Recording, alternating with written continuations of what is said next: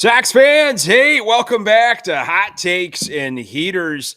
He's Danny Miller. I'm Nick Murawski. This is the White Sox centric, the Major League Baseball portion of the FutureSox programming. We do this live on Tuesday nights, 9 p.m. On Twitch, on the FutureSox YouTube channel. Please subscribe, pass it along to other Sox fans. We do have a game going on live here on this Tuesday night, May 28th. We'll touch on it here and there as get to a bunch of other things that have been going on with the Sox team as they were swept by Baltimore. Pedro had some comments. We got some injuries. All that good stuff. Currently, as I record, the Sox are losing to the Blue Jays.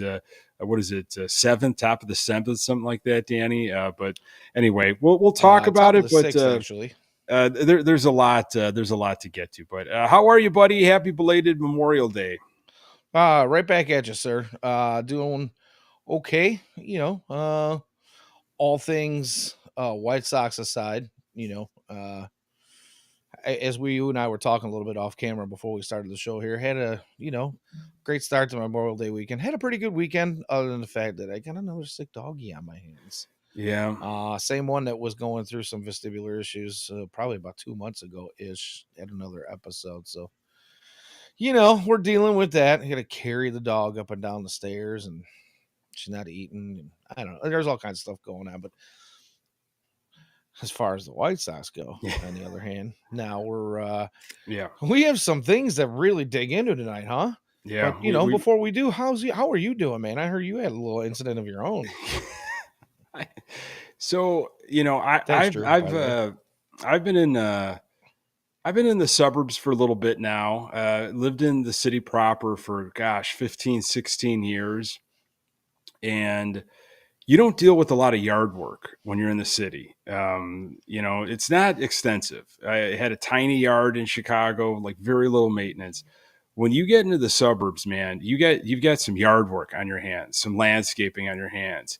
And I have found around my property that there is some poison ivy, poison oak, and I stumbled upon it last year towards the end of the season. And it wasn't too bad, but it was a problem. And there you go. I found a new area of the yard recently, and I got hit with it good this time, man. It's no joke, man. If you've ever had it, you know what I'm talking about. If you've never had it, don't. Just get an app or something where you can take a picture of plants and it'll tell you if you're ever wondering if you just should be pulling weeds in that area or doing anything. But man, what a weekend. So it's been a pretty itchy, uncomfortable weekend. Yeah, I can imagine. I too have had run-ins with poison oak and poison ivy. Poison oak doesn't really do much to me. I had a little minor rash, a little itchy stuff going on. And same thing, I think I had a run-in with sumac when I was a kid, and it was not a big deal. But man, the ivy, brother. Yeah. The rash that leaves behind. You are uncomfortable for quite some time, especially if you're one of the people that are most susceptible to it. So my condolences to your rashy areas, Yeah. It's like, you got to talk about this team. You got to watch this team. And I've got White Sox give me rashes. I've got enough rashes. Yeah, I got a rash, that great Big Lebowski line. So yeah, I'm on 2 antibiotics. I've got a balm and I've got a oral steroid. So how about Creams that? and salves. Yeah. Man, I don't even know where to go first. I could give you a bunch of, thoughts, and you tell me, man, where you might want to head here. Of course, we had the Crochet outing this past weekend, which was great. I mean, he's been kind of turn things around after a few dud starts. Sox gets swept by a tough team, a team that's built, for the postseason. You get Grifol popping off, saying some things about players being flat, wasn't happy with the performance, doubled down on it before the Blue Jays series. Players chirping back, Corey Lee saying some things, Gavin Sheets said some stuff. And, you got Clevenger scratched, the guy that was going to come in and eat innings. We were all shaking our head, what's going on? And this guy's got sore elbow stuff, and we don't know what is going to happen with this guy. So threw a lot out at you while we also again have got this game going on here. But where do you want to go first? Well, we might as well get the hottest topic, at least in my opinion, out of the way. It's the one everybody's been talking about. We might as well start fast and hot here and just go with Pedro's comments and some of the reactions to those comments, and maybe even not just the player reactions, but some of White Sox Twitter and other media personalities and whatnot. And so we'll you want me to go give you some quotes, Danny? Do you want to set it up here with some quotes? I mean, you can do it. I can do it. If you've got them in front of you, by all means, go ahead. I've got some of in front of me. Grifol basically, highlighted Crochet's start recently, which is a no-brainer. I mean, he's looking pretty dominant. I mean, he's like must-see TV for the White Sox. He's what Chris Sale used to be.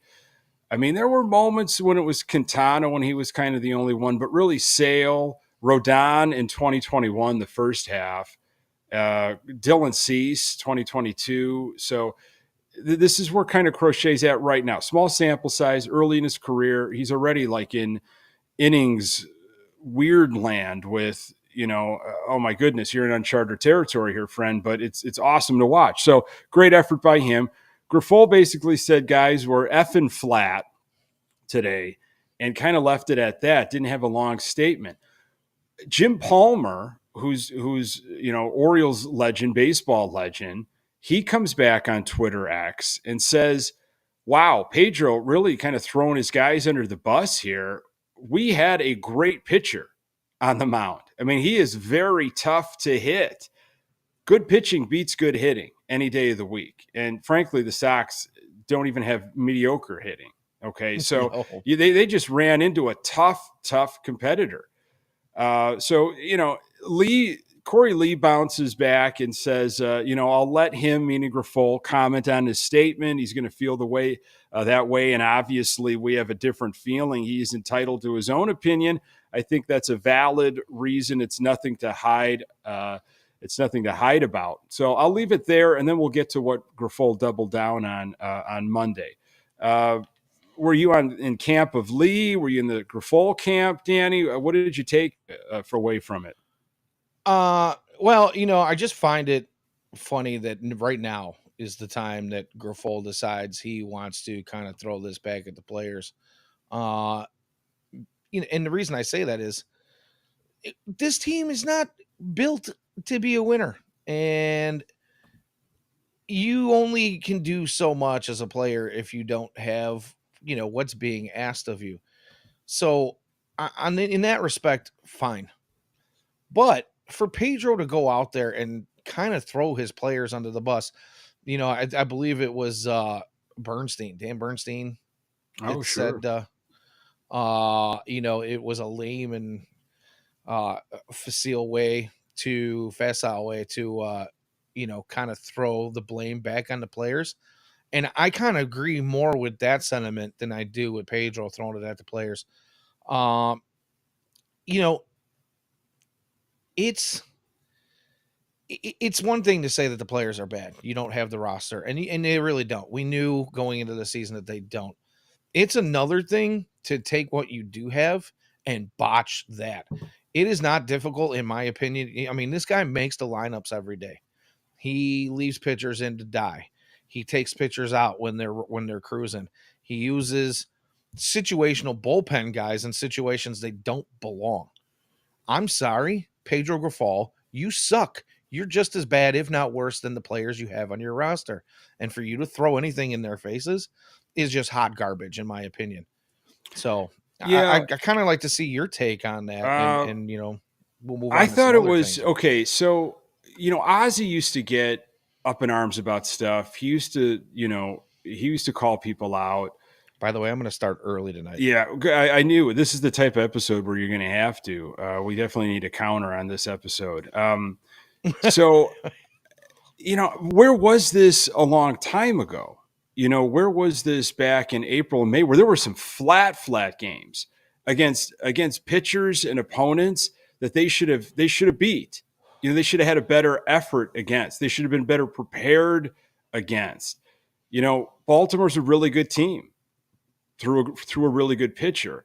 I don't know if it was a desperation move by Grifol of, well, I got to say something here. I got to call them out. I don't know. It was kind of awkward. Like, why choose now in this situation to do it? And I wonder if players, frankly, just don't respect the guy because he was never a player. He was a career minor league player. He's coached forever in a lot of different roles, and I know has been well respected by guys like Savvy Perez, who's on fire right now for the Royals, as are the Royals as a team. But anyway, he's been well respected. A lot of different coaching positions. Never a manager, of course. We've covered this. Everybody knows it. You watch him. You just follow this guy. You understand he's never managed before, and never played. And he protects veterans to a fault, putting Benintendi up on a pillar, literally and figuratively, for no apparent reason, refusing to make Corey Lee really the everyday guy. This whole alternation with Maldonado is ridiculous. Has thrown Lee under the bus before last year in Colas, and his track record isn't good with young guys. It's weak to me at this point. It's very weak. So he goes and doubles down on it on Monday, asked about it in the media, to clarify, would you like to take anything back, what have you. I think that was his exact words, is he actually said he was going to double down. I'm going to double down. And he absolutely said it. And then he goes on and says, it's all about respecting the uniform, respecting the opportunity to be a major leaguer. It's a privilege to be here. Obviously, everyone in this building has earned the right to be here, but you still got to earn the right to stay here. I would say to that, look yourself in the mirror, guy. Yeah, thank you for taking the words right out of my mouth, by the way. I mean, I think we're all thinking it. And anybody that's been following this team over the last couple of years and following it closely, the folks with us, live, the folks going to listen the audio version later, Sox fans are damn smart, and you can't fool Sox fans. And we smelled this a long time ago. Like, you need to look at yourself in the mirror and take your own medicine, man. Yeah, 100,000% on that. Most of us were saying that he probably shouldn't, make it back this season, let alone, it as far as he has into this season. And I believe it was Lawrence Holmes again in that same show that we were just talking about with Bernstein, and I think what Lawrence basically said was that it sounded like Pedro was trying to get fired. And do you get that feeling, or do you get the feeling that this is a guy who's trying to save face from getting himself fired? Do you think he's he's trying to throw the blame at somebody else and trying to do whatever he can because he feels like he's on the hot seat finally? I wonder if someone said something to him, maybe that he talks to, that he respects in his personal life, that he looks for mentorship like a Tony La Russa. I'm not saying it was him. We know he refers to Tony La Russa, the consultant, somebody he speaks with regularly. If there's somebody else in his coaching world that's like, hey, this is what you got to start doing. You kind of just have to start calling people out. He might know. He might very well know that this is it for him. Whether it sure it's feels like it, the end of this year or maybe even sooner. Maybe they said something to him like, after this homestand, like, you're gone. We're making a change. There's a lot of Sox him, fans. though, I'm sorry. Well, if I'm him, I'm begging to be fired. I'm like, get me out of here. Help me save face. I mean, the longer this goes on, the worse it looks for me.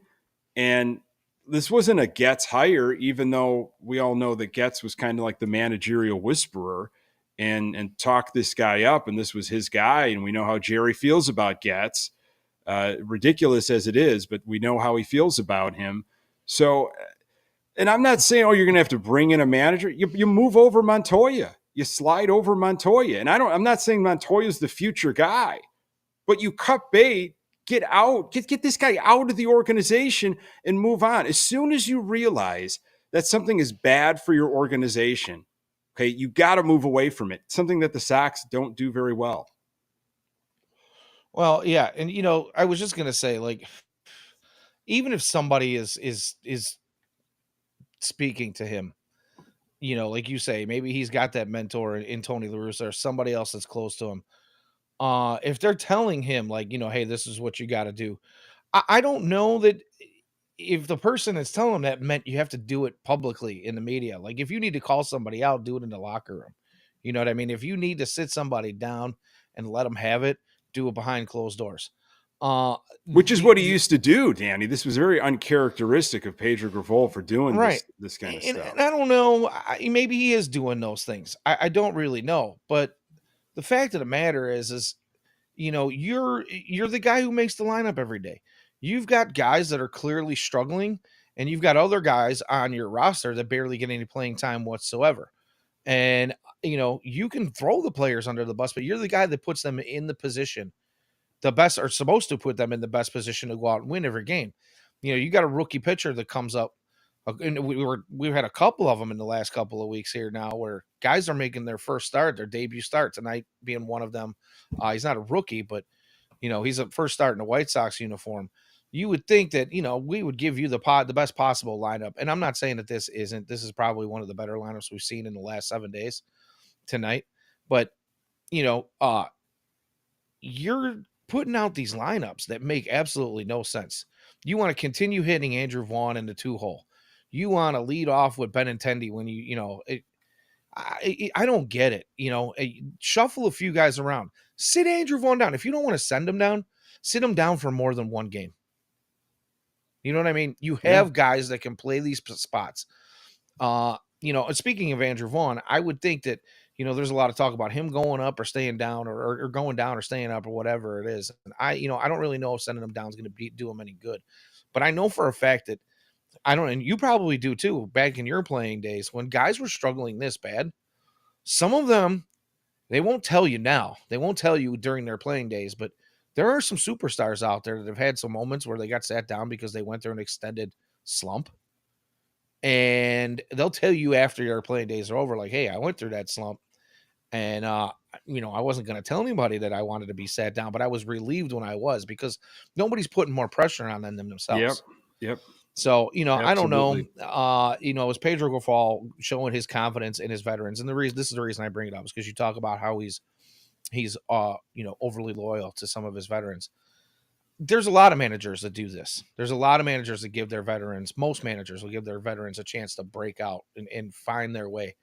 But you have to recognize when that time is come and gone, and you've got to do what's best for the rest of the guys on that team, because the rest of these guys, even if they're not going through struggles, would like to get a win every now and again. And losing over and over again is enough to damage your entire team.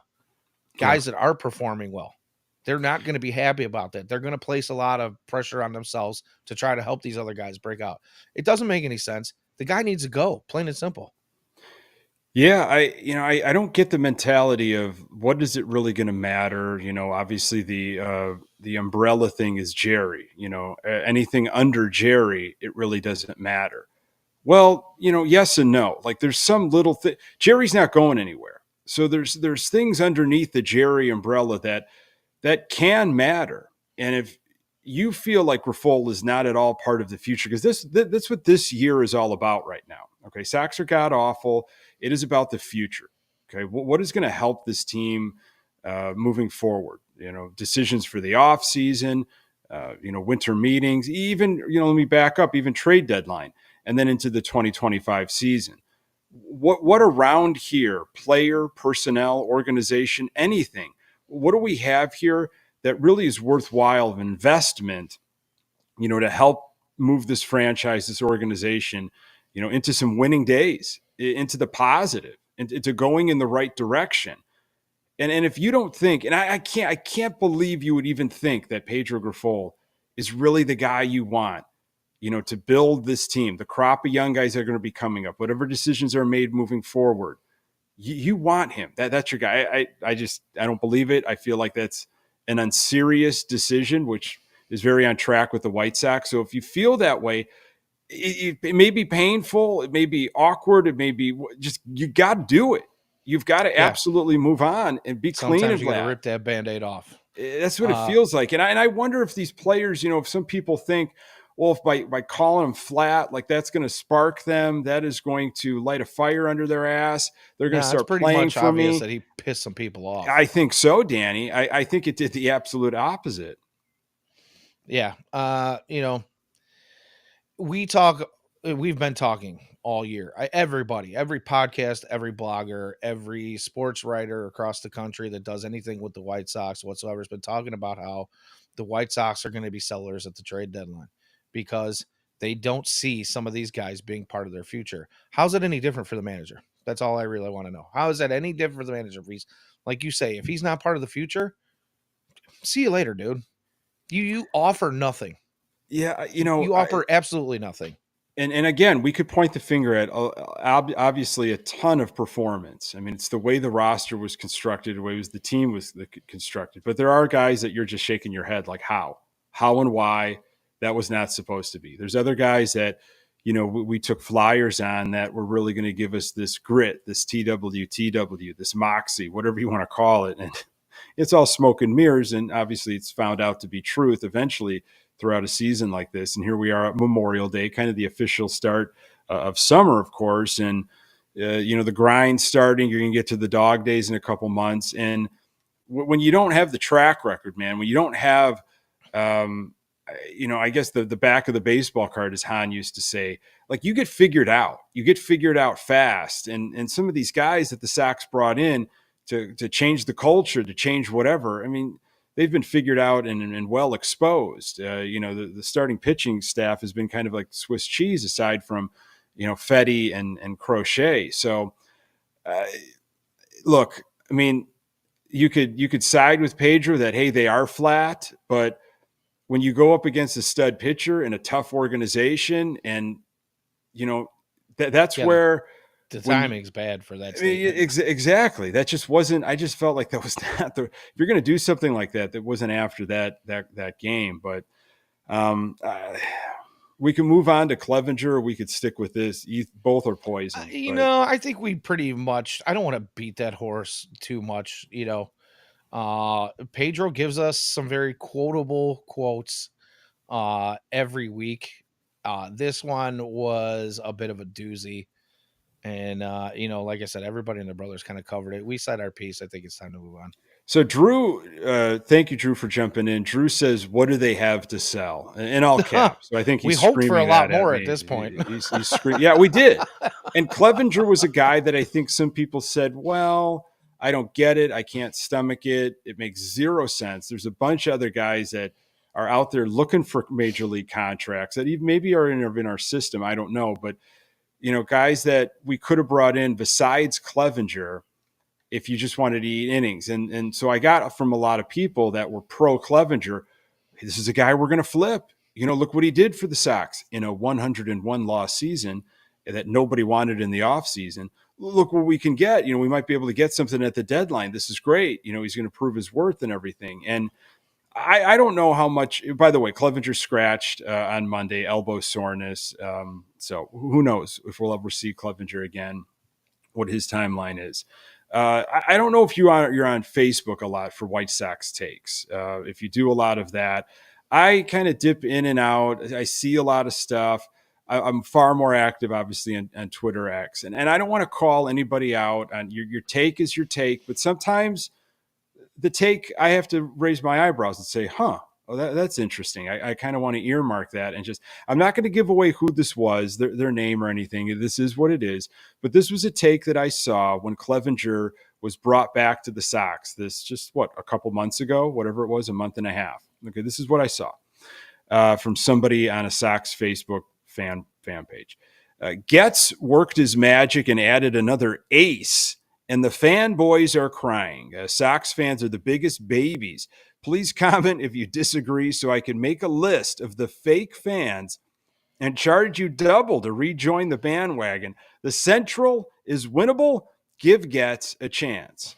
So I have to go back to that quite often because, Clevenger kind of threw a clunker recently and now, scratched due to elbow soreness. I mean, that was a real statement when Clevenger was brought back. Yeah. The only thing I got, I mean, That's a doozy. It is, man. I It is think I probably priceless. would have screenshotted that one too. Because I would have been, and you know, I'm gonna have to off air. I'm gonna need some more from you on that one because Okay. I personally am not one to. Well, I don't normally like to say "I told you so," but that one deserves a finger wag, if nothing else. But I'm sure I I haven't. mean, I oof, mean, I bet you that's he a got tough take. absolutely bodied by Yeah. people that Oh, reply regularly in that world. But yeah, that one was. I just and with this Clevenger stuff, I go back to it, and I mean, we all had those thoughts. I would say. Before the season of like maybe we catch some folks off guard and maybe in our division we hang tough. Outside the division is going to be difficult, but no way. I mean that was magic right there. That was mistake magic almost. So yeah. all right, so let's move on to that and let's get to Gats because I thought And this was very sorry, interesting. I hate to, Yeah. I'm not going to throw anybody under the bus, but if I were to do something like that, it wouldn't be anything more than, the this age poorly post. Yeah, I mean So, that's pretty much what it is. So this is what Getz had to say on Baltimore being one of the models for the White Sox.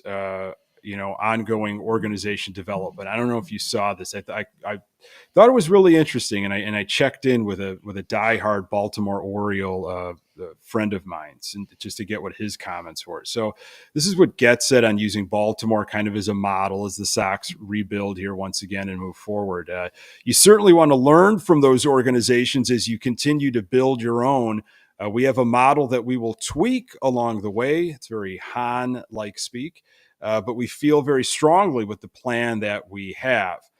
Okay, so nothing, too forward or alarming there, but did referencing Baltimore and talking about how that could be a model. Well, I talked with a buddy of mine that I got to know pretty well in Washington, D.C., lifelong Baltimore Orioles fan. His name's Michael Johnson, and great Baltimore Orioles fan. Really, I mean, you talk about a guy that's, diehard, is really invested in this team for a long, long time. And I asked him just in a message, I said, this is what our general manager is saying about Baltimore. Like, why does that make sense? Like, what did you see with your organization that what they did well, why other teams might want to follow? And this is what he kind of said.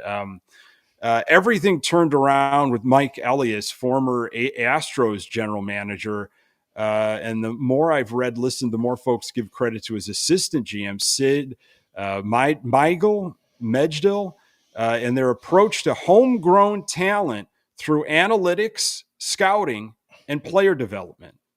Three things that the Sox haven't really done well the last several years.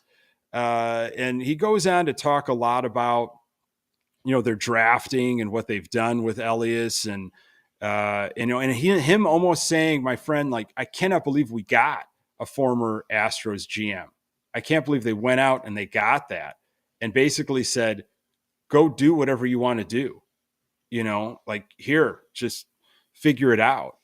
So do you see, like, it's just a snippet of the conversation. Do you see anything in what the White Sox are doing right now where you're like, oh yeah, all those things are in place? And I think we are. We don't see it right now, but moving forward, I think we're going in the right direction in terms of building a winning model. yeah, I actually do. And I'm glad you brought this up because this is something that I've been thinking about for a while. I noticed that a lot of Sox fans like to have that conversation about how the White Sox have not been able to develop. And that's not 100% true. There are a handful of guys. Obviously, they don't develop well. There's a lot of guys that we've been told they're supposed to be absolute monsters, and just this is 100% a hit, and they don't do it. And in recent years, now obviously time will tell, but these last couple of draft classes, since Mike Shirley took over, Mike Shirley was hired in like September or October of 19, right? His first draft was 2020, and I know Ian and James talked a little bit about this last night. But if you look beyond 2020, it was just a weird 5-round, 5-round draft. And we've seen now some of those guys kind of make their way up. But going back to like 22 and now 23, I personally believe that the White Sox, and here's my thing, I hope they draft a position player this year. I know there are some guys that are going to say, no, let the White Sox draft more pitching because they're looking at what we're going through right now. But I honestly believe that there is a full starting rotation for, say, I would say a very competitive starting rotation, let's say by 26. And maybe not next year, but the following year, I do believe we have a full starting rotation in our system right now. And that's including Garrett Crochet, unless Chris gets an offer he can't refuse on him, which, who knows, might be a possibility. I'd hate to see it. He's still under control for a I'd while. hate to see it too, but it's something that, we're almost forced to talk about because it's the White Sox. But I want them to purposefully build around a pitcher for the future and with intention. And I would love for Crochet to be that guy. But and that's the thing. I mean, when you want to look at the positive direction and the possibility of development, that word is kind of one that's a little weird, but I think they have identified talent better. Instead of going after these high ceiling guys who could possibly have really low floors as well, they have found the guys with the higher floors that maybe might excel to a high ceiling, but if not, are not going to be a complete and total miss and might be better than serviceable. And then in that group, there are guys that are stepping up. Now, again, a lot of these guys are only in single, double A, possibly getting in the, starting their time in triple A, now. But as it looks right now, a lot of these guys are moving their way up and they're doing what they need to do to get things done. And it looks like they could possibly be performers at the MLB level. They're just evaluating talent so much better. And there is more depth in the system. And there's also more personnel to be available to these guys when they need, something that we hadn't seen before with, during the Tony La Russa years. He decided that he didn't need all this help and they actually cut those numbers down. So there was less staff on hand. Ian and I talked about this. I believe it was not this past offseason, but the season before, where, some of the minor league teams during camp, the minor league players weren't getting to start their days until well into the late morning and early afternoon because everybody was focused on the major league team. There wasn't enough bodies for them. So, I mean, if you want to talk about those kind of things in positive direction, I think it's there. I think Getz has kind of made some good moves in his, his directors and his personal staff that he keeps around, Bannister, guys of that nature. I just don't know until we get to when these guys graduate. It's difficult to say. And I'm sorry if I missed. Am I misunderstanding your question at all? No, I think you're helping me out with. I like your take on Shirley, and that's refreshing, and that's great to hear. And I think that's something that I think a lot of Sox fans, I think, will find comforting. As we move forward, and really, that's where we're headed. We can't. The past is the past. There's been a lot of screw ups. There's been a lot of problems, and I know just about every organization, hindsight is 2020 of things that went wrong. I mean, even talked to my buddy Michael about the Baltimore Orioles. I mean, he rattled off, a bunch of things that just didn't really go right for them. I mean, even the Machado deal. He's like, man, that Manny Machado deal, like, we didn't even really make out on that one. There was a lot of misses, but, Drew brought up in the chat, and it's something that Michael talked about with the Orioles. I mean, they hit on their drafts. I mean, they were fortunate enough, and they did well by those draft picks a few years in a row, which, being a horrible team this season, like the Sox will be, that does them no good in the draft moving forward, which is, a different model, and it's frustrating, and it just, you don't want to dwell on it too much because it really will make you go crazy. But the analytics thing of the comparison with Baltimore, that's got to be, something from Houston, because, years ago, I here you go, yeah, cigar. Hell, somebody Danny commented it was the Jerry Stogie. Still waiting for the pipe, just kind of like the professor pipe or the Sherlock Holmes pipe, just for you to kind of, just like a trifecta of different means to get your tobacco. But, you do you.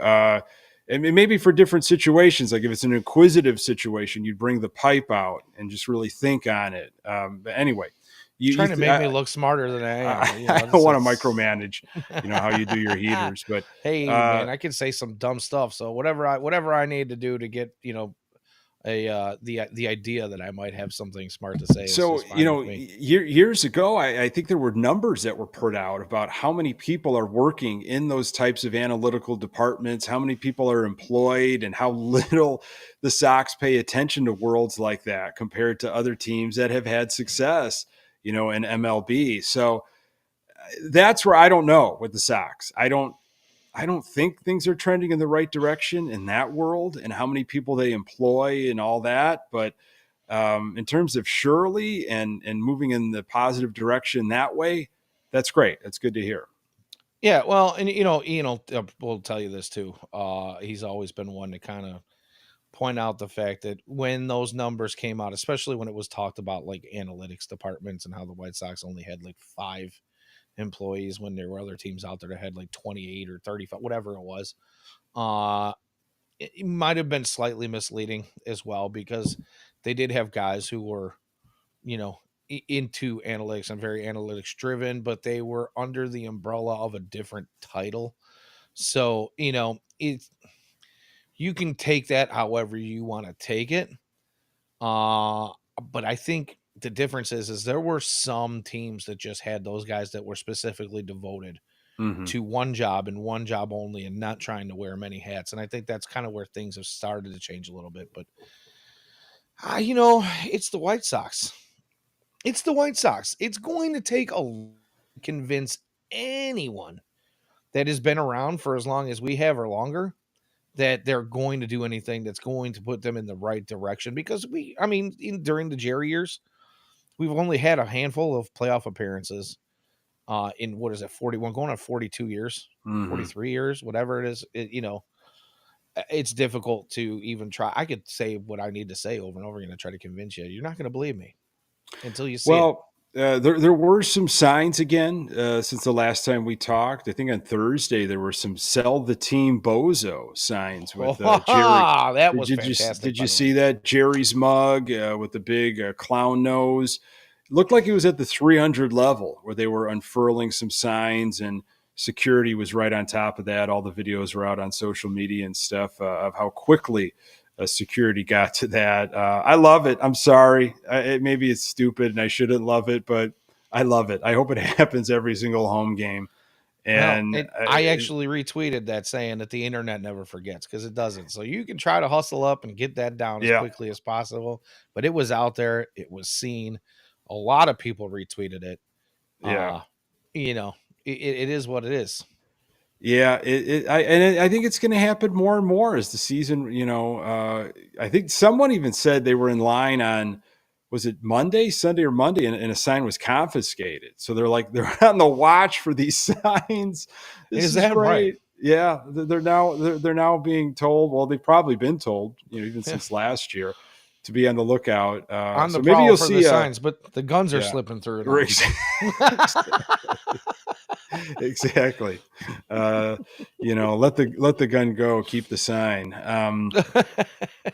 To me, it's ridiculous. It's like we can get into the whole meta stuff of why even talk about sell the team, but to me it's something more than the literal sell the team. It's just the absolute anger, disgust with Jerry, with the front office, with the organization for the years that you quoted and the lack of playoff appearances. So those signs will continue to pop up, I believe, throughout the summer.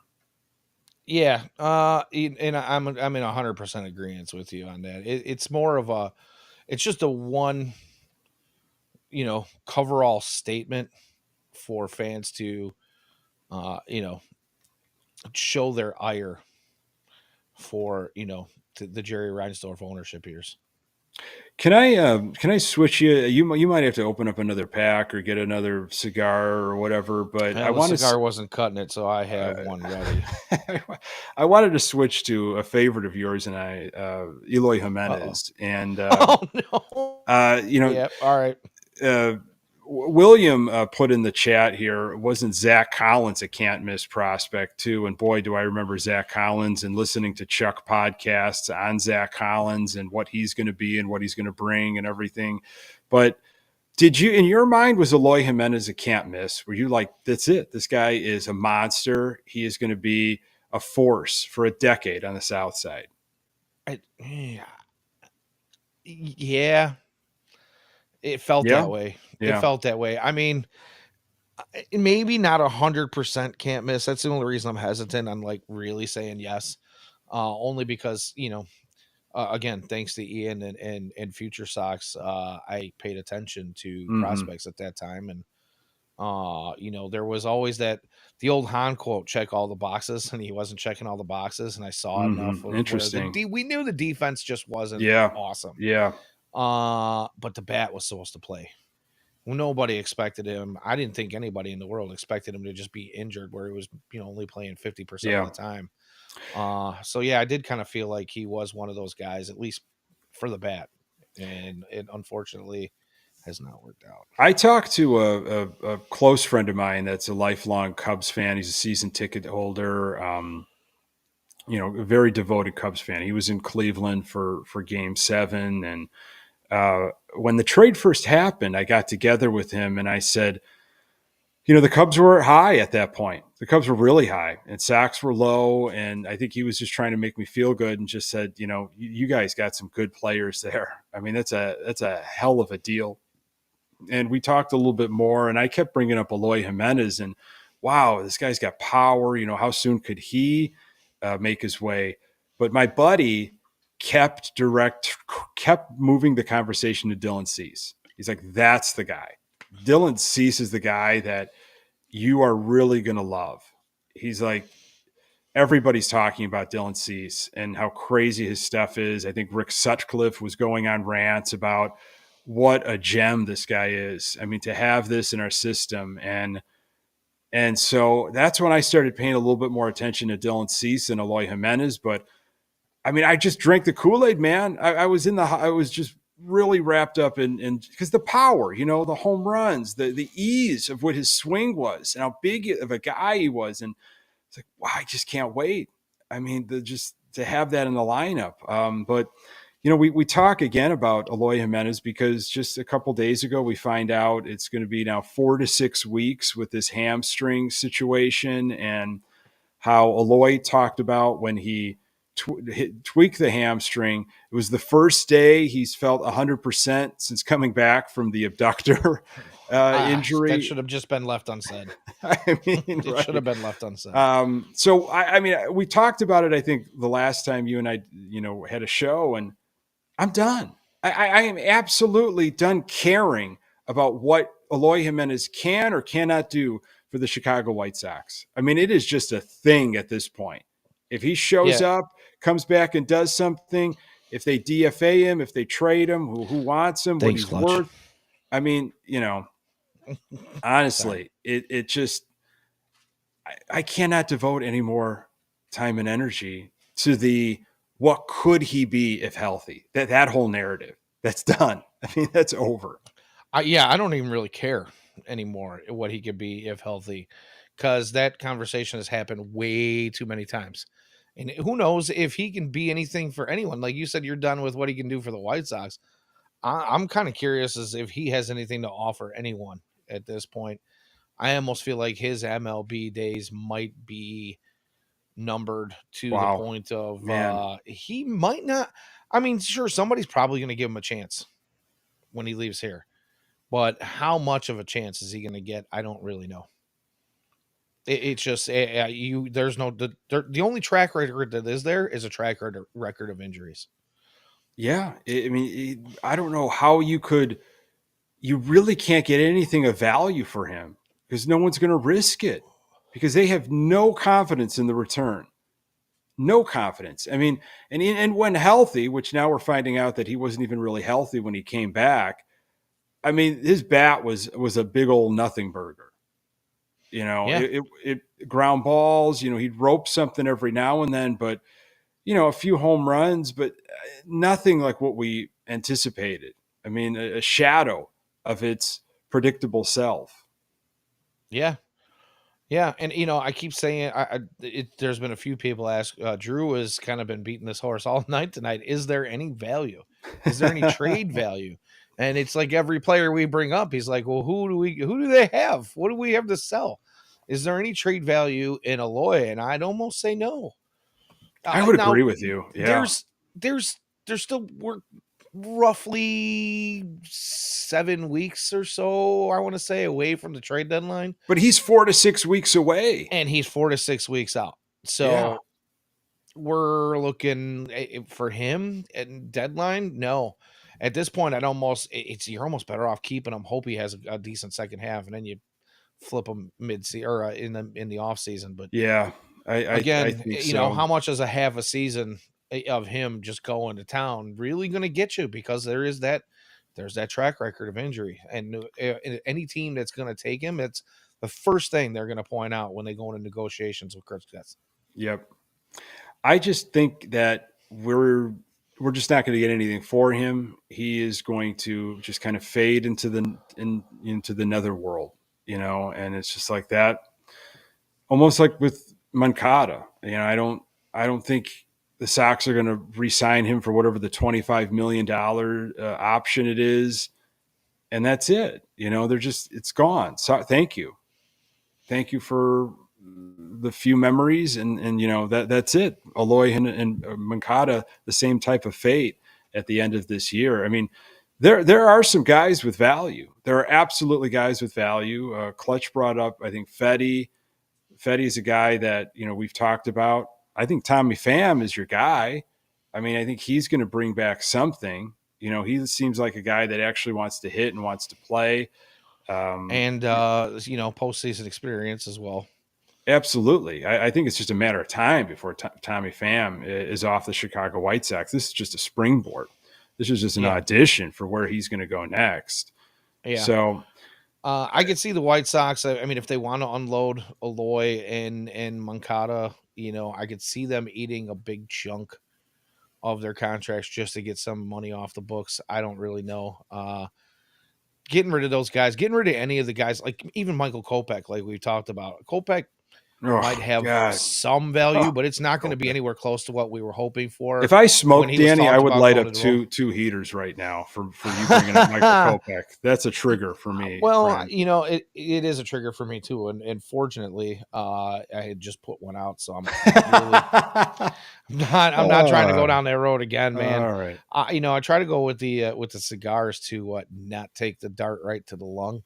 Work on the mouth cancer more than we will the lung cancer. But do you dip? Do you do any dip or chew or? No, not since high school football, man. All right, I'm not trying to get in any more bad habits, but I'm just seeing where else we can. Yeah, I mean, I get it.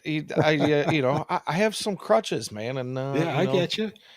They're gonna be the end of me. I have some things. We all have vices, man. We all have vices. But Michael Kopech. I mean, I don't even know if you bundled him with somebody else, maybe you get a little bump in return.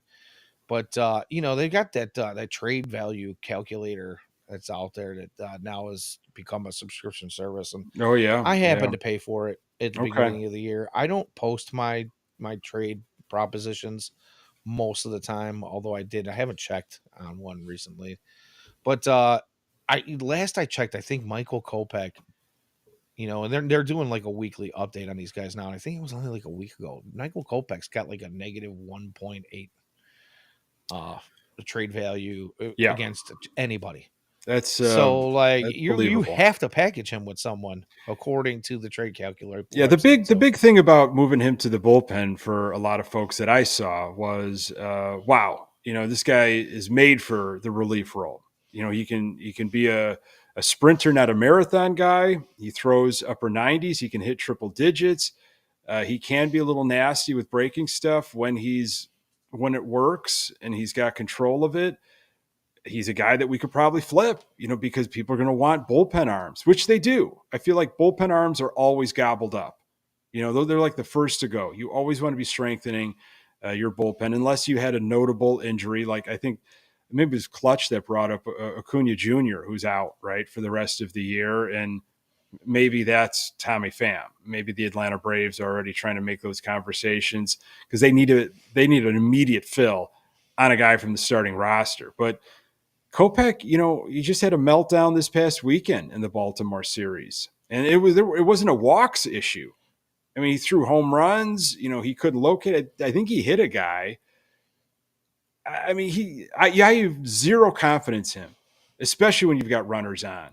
And I hate to say that I saw it coming, but if you have no control as a starter, how do you automatically start having control as a reliever just because you're pitching in shorter spurts? It doesn't make sense to me. He just cannot control his stuff. No, we talked about that. We both of us, I think we were in 100% agreement that moving him to the pen was probably questionable. If you don't have and it's always been obvious with him. If he doesn't have his stuff, you see it right away. And now coming out of the bullpen in a game situation where you're up 3 runs or less to try to make him the closer, and he doesn't have it right away, and you absolutely have to face 3 batters if you're coming in a clean inning, well, that's not going to work out well. Yeah. If he doesn't have it right away, if you see, and you'll see it in the first 3 or 4 pitches, he doesn't have his best stuff, it's over. It's over for him. He's not regaining it. It's not coming back. So I don't know, man. It's just a shame. We hoped we were wrong, but unfortunately, in our statements about him, we've been mostly right.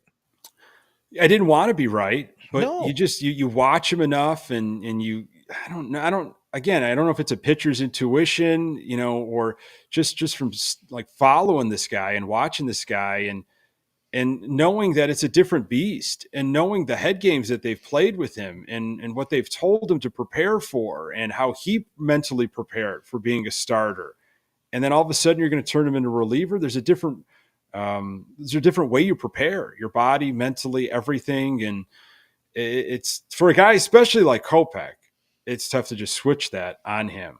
He's going to say all the right things publicly, but behind closed doors, I think he was pissed, maybe more at himself that he just couldn't figure this out. Well, that's probably true too. I would imagine that, you've prepared to be a starter pretty much your whole life, your whole career.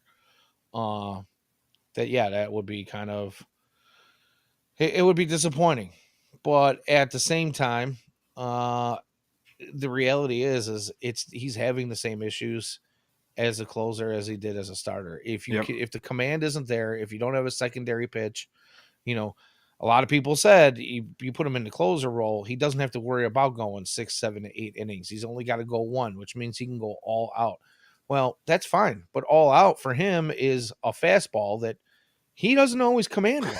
Yeah, he doesn't know where it's going. So, if you don't have a secondary pitch that you can rely on day in and day out, and all you've got is this 101, 102 mile an hour fastball, it's not going to work well. Maybe he figures it out somewhere down the line because they did throw him in this position kind of overnight and said, oh, here it is. There you go. You're in the bullpen now. We're hoping you're going to be a closer, but we're going to use you in the 7th. We're going to use you in the 8th. We're going to use you in the 9th. We're going to use you in safe situations. We're going to use you in non-safe situations. That right there is enough to kind of screw with a guy's head. I'm sorry, but if closers are built to be closers, usually they need that title. And Trey is all over it in the chat. LA or Tampa will fix him. And Danny, I don't know if you know this, but when White Sox players leave the Sox organization, a lot of them seem to do fairly well with other teams. And maybe Ronaldo Lopez is a good example right now in Atlanta. I haven't seen him recently, but he was on a pretty hot streak there where he seemed to be lights out as a starter. And there are other examples, both player position or position players, and pitchers. So Well, and the I thing wouldn't be about Ronaldo surprised. too is everybody was acting like Ronaldo was like 100 years old, and it was just because he was part of the Sox organization for a long time that he's really not that old. And he got that LASIK done. He seemed to figure something out. I think the Sox gave up on him a little too soon. That's just my opinion. William asks about Bannister, and I don't know enough about Bannister, and I know his pedigree and where he came from and everything, but Bannister was supposed to be this pitching whisperer, as William mentioned, and this might be a bigger conversation to bring up when we're maybe starting to kind of wind down a little bit on this episode, but what role because as a fan watching and like what how much of a leash does Cats have? And is Bannister just a guy that's like, well, there's really nothing I can do with these guys? Is it just a word? Is it, trust the process with him that we just, he couldn't maybe do what he needed to do with these specific guys. But once he's got his hands on guys at a younger age that are coming to the system, then we're going to really see the magic that he can work. Yeah, I mean, in my opinion, when Bannister was brought in, I think at least the way I felt about it was more that he was he might be helping guys a little bit behind the scenes, but Ethan Katz is still the pitching coach. Bannister, I felt like was a guy who was going to spend more time uh, addressing needs as far as going out and finding the pitchers that are going to suit the White Sox organization and what we can do to maybe take a guy who was a Like the little Tim rough around the Hills of the edges. world. I mean, yeah, and you know what? I went a little hard on Tim Hill this year, but he's been fairly serviceable, especially if he's used in the right situation. Unfortunately, the times that he gets touched up a little bit, I feel like he didn't belong in the game to begin with. But Maybe he's just unlucky, like Aaron Bummer he's was for another so guy long. you might be able to get a slight amount of value out of him because he has. I don't know. I'm trying. I'm trying to find some bright spots here. But Bannister, I think, like, yeah, he knows pitching. He, obviously going back to his childhood with his dad, being a Sox legend, Sox great, Floyd. But you know, my thing is I always thought he was kind of there to identify guys who would fit the White Sox budget. Mm-hmm. And maybe we could tweak something to get the most out of him type of guy. Not so much the guy who's gonna he wasn't he wasn't the guy who was gonna turn careers around completely. Or, take a guy who maybe was a 60 grade pitcher overall as a prospect and turn him into an 80 grade. Like that, I didn't see him as that. Okay. Just maybe to back to what we were discussing, how thin the Sox were in different analytical departments or different hands on deck. This was the Sox trying to catch up with the times in terms of bringing different eyes in and bolstering different positions, and maybe even just who Bannister worked with in what environment they like that moving forward. Perhaps I you know I shake my head because I just haven't been seeing the results, especially from certain guys that have failed recently with the Sox. It's like, how come we couldn't figure anything out with him? And he might go on to a different team now, and they'll unlock something. Maybe it's just Very a possible. better, I don't know, better defense, better team, better chemistry. Maybe things aren't flat where they go. I don't know. There's always these other variables, but it's starting to get kind of frustrating in my mind with Yeah, the just kind of the and then lack of there's guys like production. Sammy Peralta who they scoop up and DFA Then 2 DFA. days later. I mean, come on. Like I don't, we could try to, we could try to unwrap all this stuff and peel back the layers of the onion. And I don't really know if we're ever going to get to the truth. We're never No, going to get to the core of all this stuff. yeah, But there's a lot of rabbit holes out there. there's Sacks are obviously a disconnect deep within this team that probably will take a lot longer than a season or two to fix. Oh, And I don't absolutely. know if the right people are in place or not. I want to believe that the direction is going in the right way, but Well, time and will tell. that's kind of that goes on what we just started this evening with this episode with our manager Pedro Grifol. And I'd even say Getz, but I know people are like, well, like our dear friend from the Facebook post, let Getz cook, give him a chance, let him do some things. I never really thought he was the right guy for the position. Based off of what my buddy Michael, the Orioles fan, had said. It was getting a successful GM from a successful organization and getting smart, successful people around him. That's when the ball started rolling. And for whatever reason, I get, again, we could probably list them. It was Getz that was the guy. It was a lazy, apathetic, decision to not even do a true vetting, to not even do a true search and just push Getz in. And this Do is you the mean guy. he's not the guy to get it done overnight because the fans deserve that? Right. The fans need something that is going to be a quick turnaround. I'm not going to be around forever. We're going to bring Getz in because he won't have to get to know everybody and learn names of people. If that's the big holdup, have everybody wear a name tag.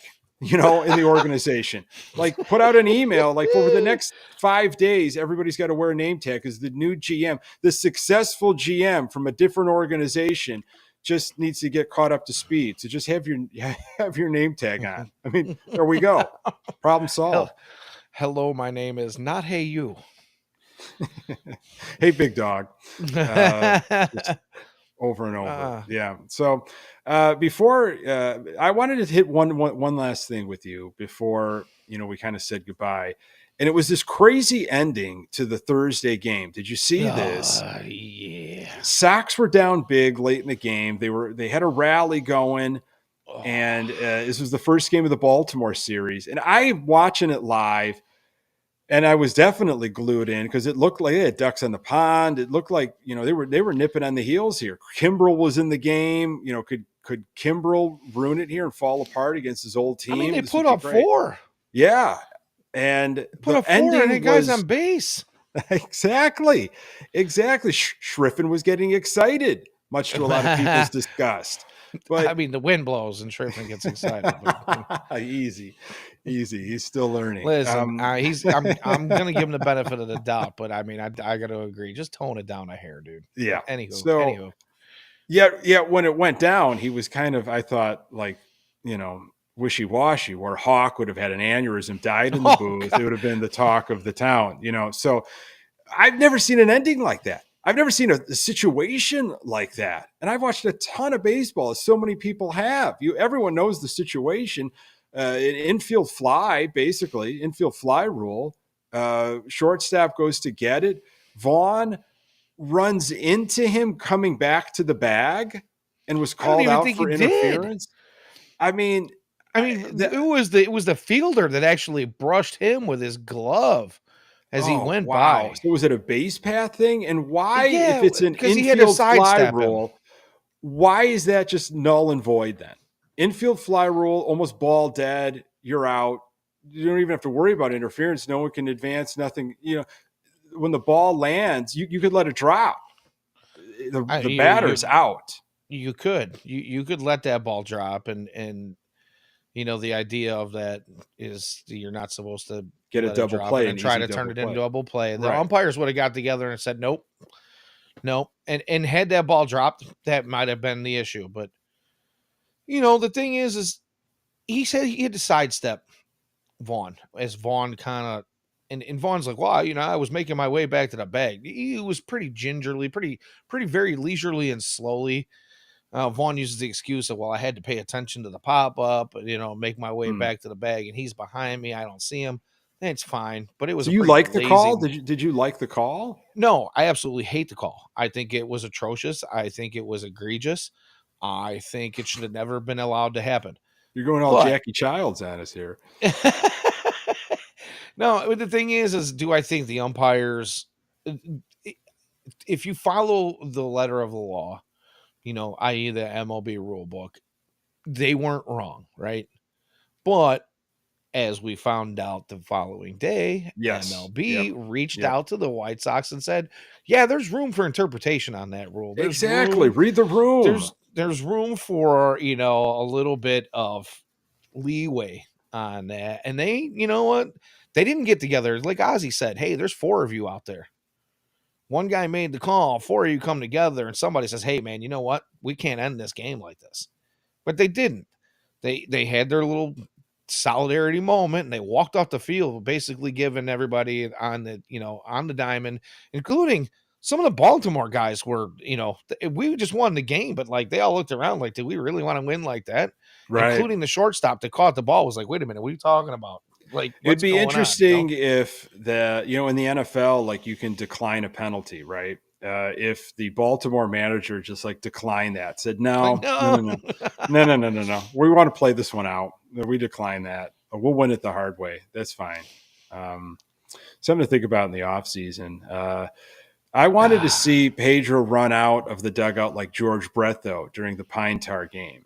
I wanted to see him just go Wouldn't that have been ballistic. awesome? Instead of choosing the moment of like you're going to call your team flat and do all that, that was your time to just go nuts, go absolutely crazy. If you were going to spend that energy in the Baltimore series, set the tone. First game, you had the moment; it was right there on a silver platter. Just go crazy, turn the hat backwards, get right in their face. I mean, I would have loved to see that. By the way, here, but right before we end, the White Sox, because of starting the game late because of a rain delay, are now on the top of the ninth, trailing 7-2. And there's a bit of a downpour going There on out is, there yeah. at the U.S. Comiscular Cell Field. They'll wait till bottom of the ninth, 2 outs, and they'll call a delay. Hey, why not wait till the Sox get within the make it 7-5 game, and then decide rain delay, it's over. Yeah, Sox lose. Yeah, it's coming down real nice here. Yeah, we'll probably end things. You could watch the end of this game, and folks that are involved, enjoying the audio, you already know the outcome of this rain-soaked Tuesday game, but. Can't thank the folks enough in the comments. Great stuff tonight. Love the chat. Luis Robert hit a home run in his first AAA at bat tonight. Yeah, by the way. That's right. Wanted to bring that up. Yeah, that's him coming back to this team. Boy, that's going to be a real shot in the arm. I wouldn't say 74 is reachable, but 58 might be reachable. 57, 58. Well, right now they're on pace for 42. So all right, well, Jackie Robinson. Get him 45, 46. We'll see what happens with some of the other folks. I completely forgot about Moncada. I don't even check in on that guy. Whatever. Let's keep it moving. All right. Hey, sorry, man. If you're listening, I'm gonna run out of smokes if you're watching live, we do appreciate it. Do us a favor, subscribe to the FutureSox YouTube channel. It means a ton. We do this live on Tuesdays, 9 p.m. Watch Twitch, FutureSox YouTube channel. Subscribe, Twitter X, follow us. Great stuff. A lot of folks doing some really solid work, with everything in the pipeline. The excitement, you know what's happening with AA and a lot of rising stars. It's beyond 35th and Shields, that's for sure. And there's so many people contributing. So get involved now. Find us wherever you find your podcasts. He's Danny Miller on Twitter X at Danny Miller FS. I am Nick Murawski at Nick_GGTB. Hey, until next time, go Sox.